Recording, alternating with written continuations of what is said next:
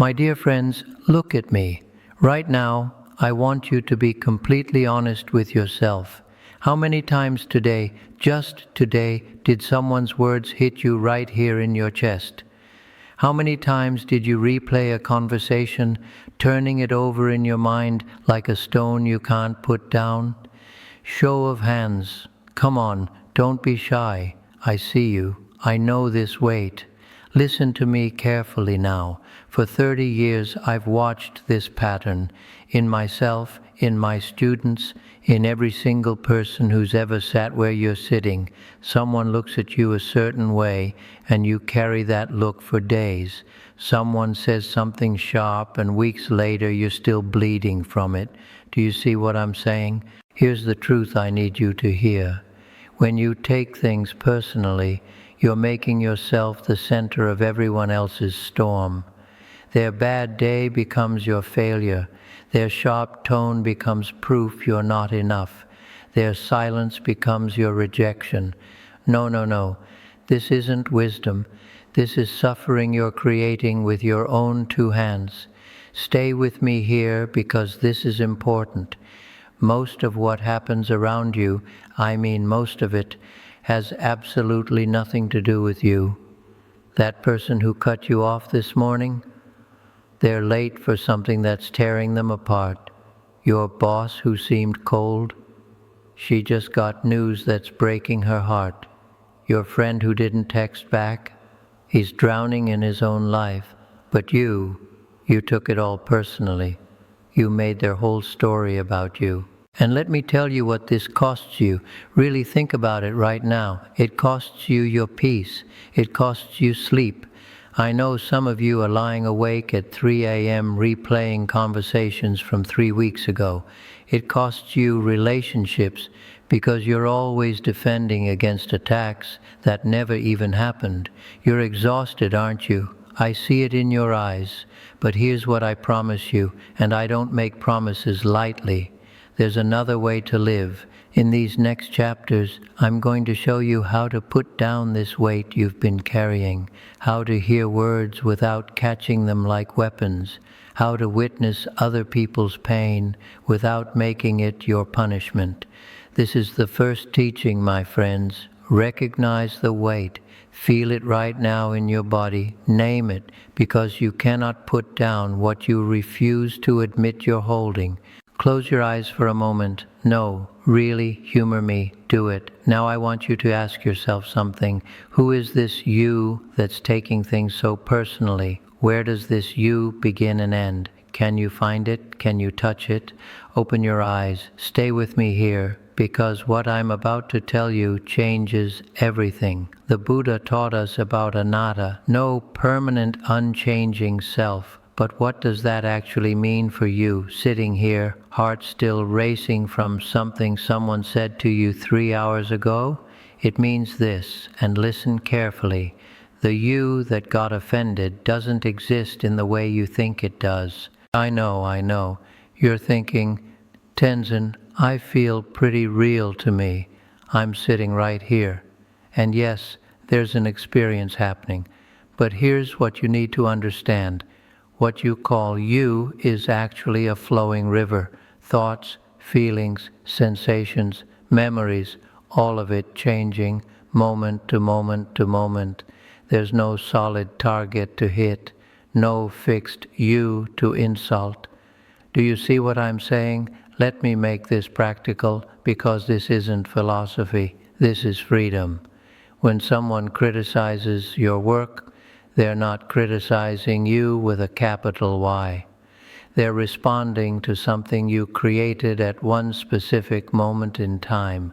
When someone doesn't like your opinion, they're disagreeing with words that came out of your mouth, not attacking your soul, your essence, your being. But you collapse it all together, don't you? You make temporary things permanent. You make flowing things solid. I did this for years. Someone would question my teaching, and I felt my entire identity on trial, my whole self hanging in the balance. Why? Because I believed in this separate, solid self that needed constant defending. It's exhausting, isn't it? defending something that doesn't even exist the way you think it does? Let me tell you something that will free you right now. You are not your thoughts. They come and go like clouds. You are not your feelings. They rise and fall like waves. You are not even your body. It's changing every single day. You are the space in which all these things arise and pass away. Think about the sky. The sky doesn't take the weather personally, does it? The sky doesn't say, "How dare that storm happen in me?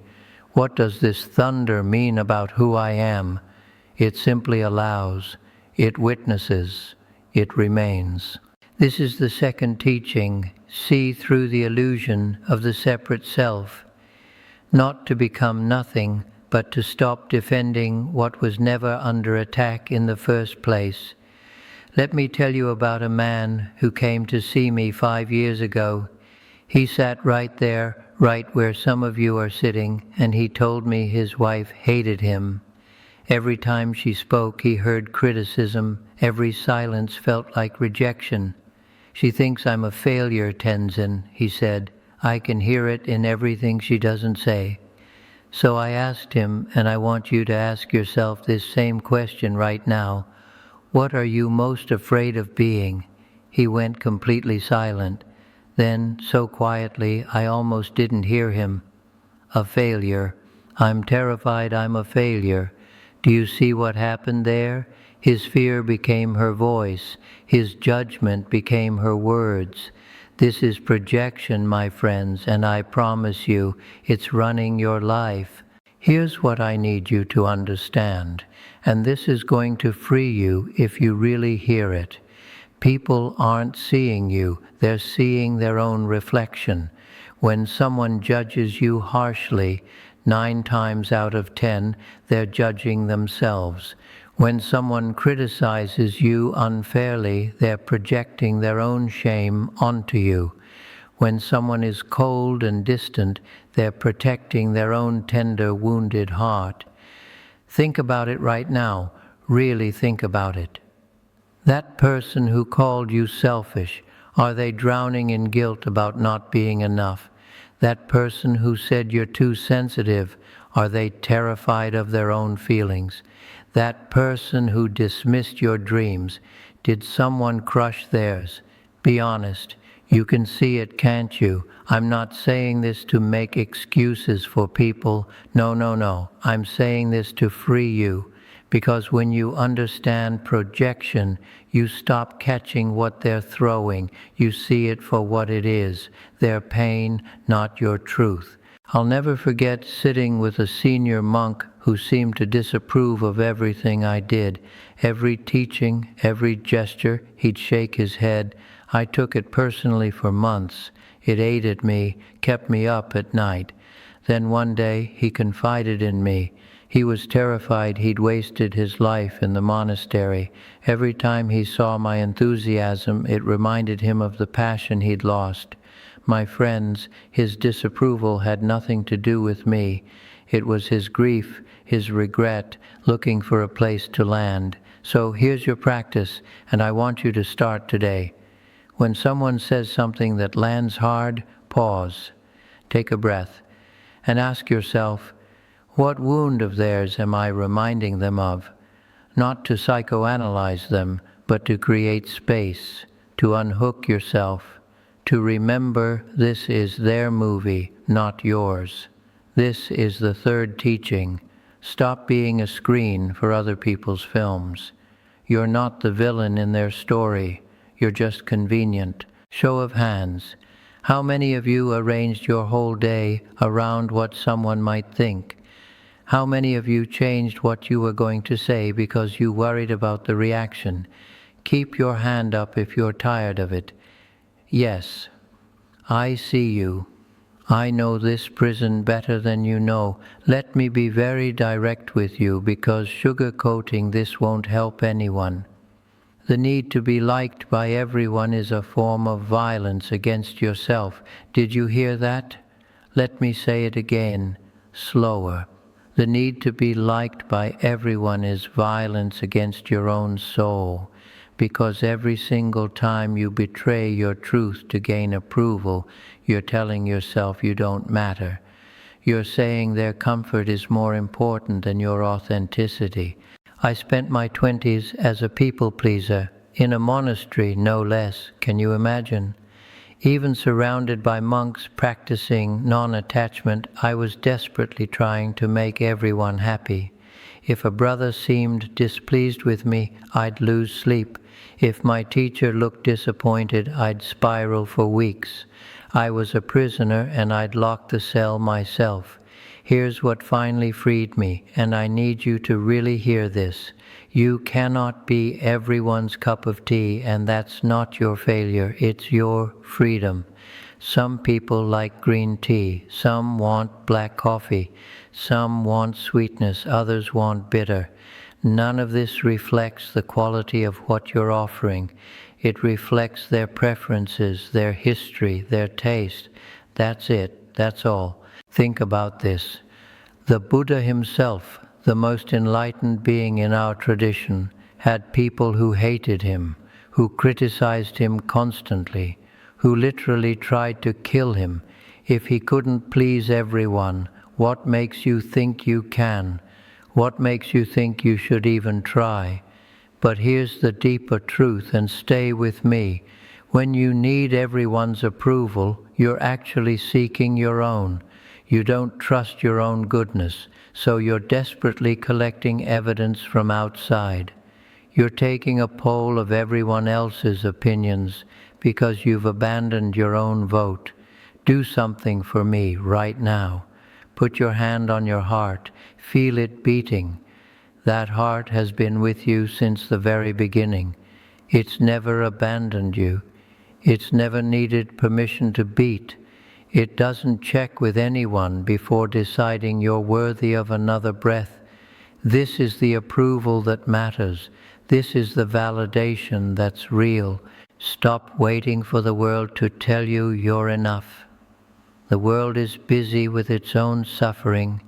It doesn't have time to convince you of what's already true. This is the fourth teaching. The only approval you truly need is your own, and you've had it all along. Stop looking outside for what's already within. Now listen carefully, because people misunderstand this teaching more than any other. When I talk about detachment, I'm not telling you to stop caring. I'm not asking you to become cold or build walls around your heart. No, no, no.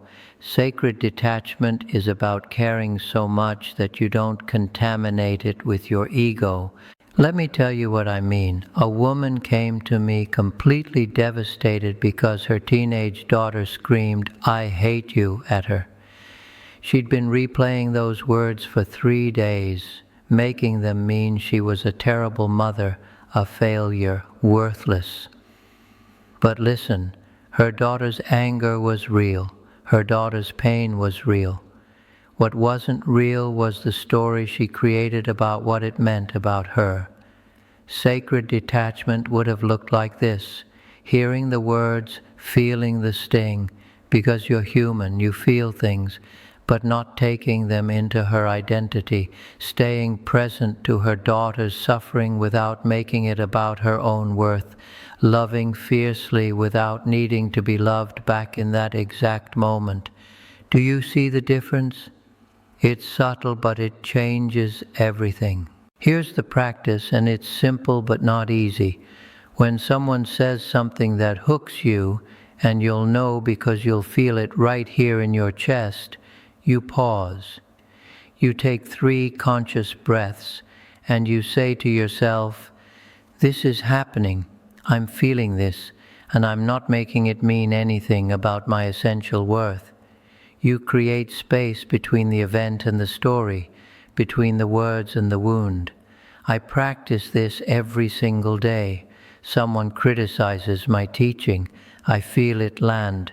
I notice the urge to defend, to explain, to prove myself. And I breathe. I thank them for their feedback. I consider if there's truth in it, but I don't let it shake my foundation. I remain rooted while the weather passes through. Now this doesn't mean you become a doormat. Sacred detachment actually gives you more strength to set boundaries, not less. Because you're not reacting from your wound, you're responding from wisdom. You can say no clearly, you can walk away peacefully, you can disagree firmly, all without taking their reaction personally. Think about the ocean. Storms rage on its surface, waves crash, wind howls, but deep down there's stillness. There's peace. The ocean doesn't take the storm personally. It doesn't say, "Why is this happening to me? What did I do to deserve this weather?" It simply allows the storm to storm, knowing its deeper nature is unchanged. You are that ocean, my friend. The surface gets turbulent. Of course it does. You're alive. But you have depths that no storm can reach. This is what sacred detachment reveals, your unshakable nature beneath all the waves. This is the fifth teaching. Detach with love, not coldness. Create space without creating walls. Care deeply without being destroyed by caring. My dear friends, I need to tell you something that might sound harsh at first, but stay with me because this will set you free. You are not the victim of other people's words. You are the author of what those words mean. Let that sink in for a moment. Really let it land. For years, decades actually, I believed other people were writing my story. Their opinions became my chapters. Their judgments became my plot. Their criticisms became my identity. But here's what I discovered through deep meditation, what the Buddha tried to tell us all along. Between what happens and how you respond, there's a space. In that space lies all your freedom. Let me give you an example from my own life. A senior teacher once told me, "Tenzin, you talk too much. A good monk knows when to be silent." I carried that for years as proof I was a bad monk. But wait, look at what I did there. He said one thing. I made it mean I was fundamentally flawed.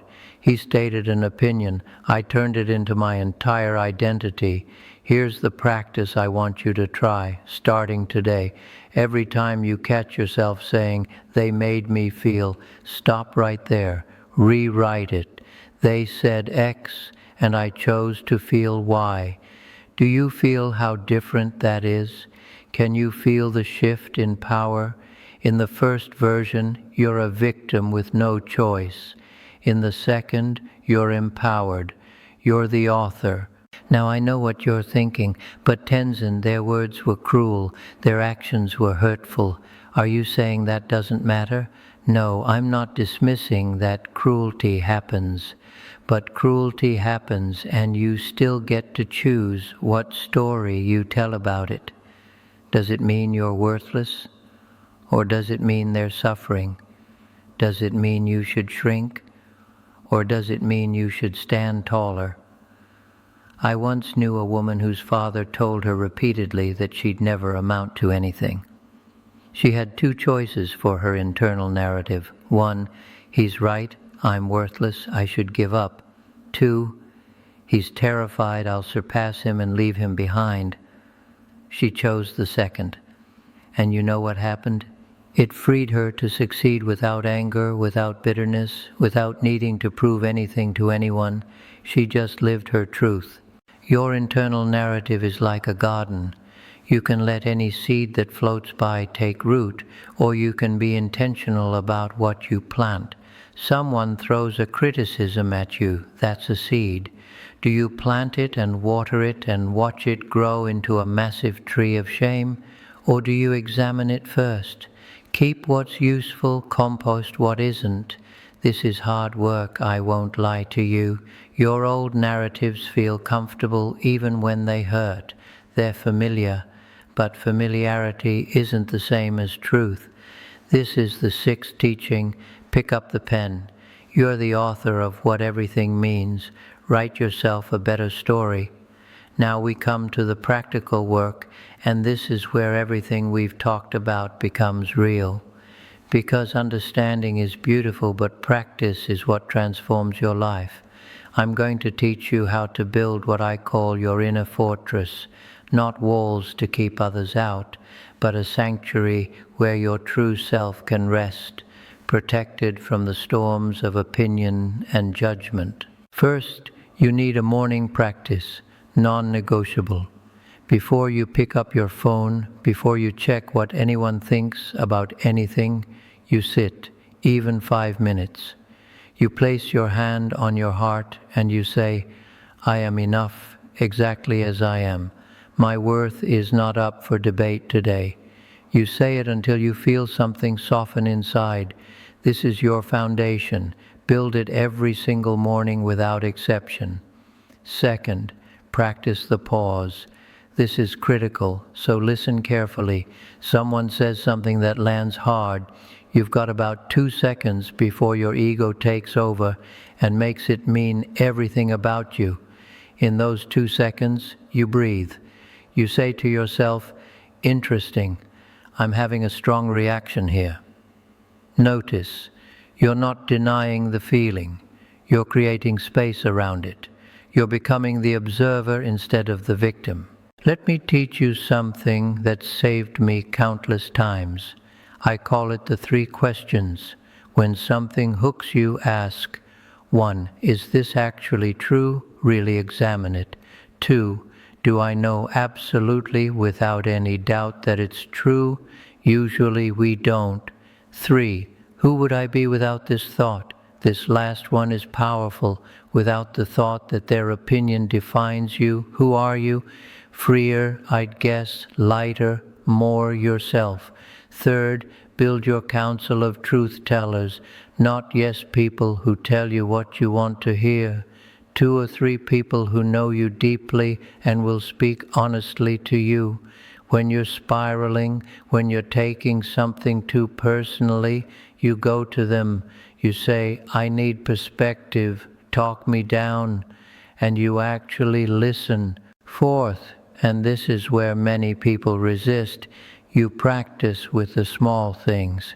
Don't wait for the big insult, the major criticism, to practice sacred detachment.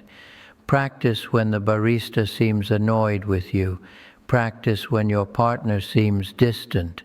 Practice when an email sounds curt. These are your training grounds. You build the muscle with small weights before you try to lift the big ones. Create what I call a release ritual. Mine is simple. When I catch myself taking something personally, I write it on paper. Then I read it aloud. Really hear how absurd our stories can sound when spoken out loud. Then I burn it. Watch it transform to smoke and ash. Let it carry away. Find yours. Maybe you wash your hands. Maybe you step outside and shake your body. Something physical that says, I'm letting this go now. This is the 7th teaching. You must practice daily.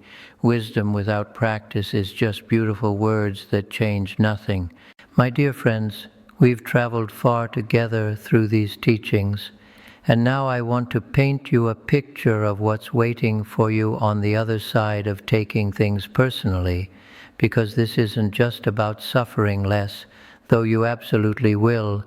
This is about living more, living fully, living free in ways you can't even imagine yet. Imagine waking up tomorrow and someone's mood doesn't determine yours. Someone's opinion doesn't derail your entire day. Someone's criticism doesn't send you into a spiral of self-doubt that lasts for weeks.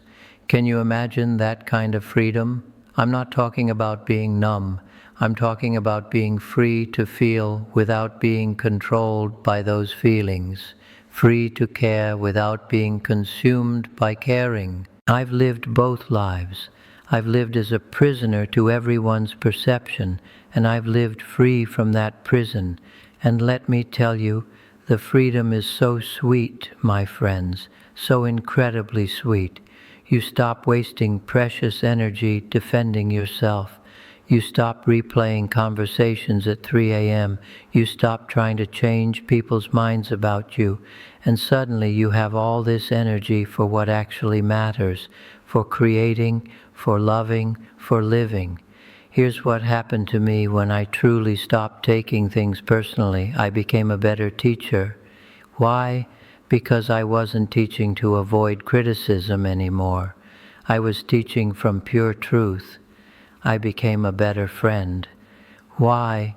Because I could hear people's pain without making it my fault. I became more loving. Why? Because love flows freely when it's not contaminated with desperate need. You'll make decisions from clarity instead of fear.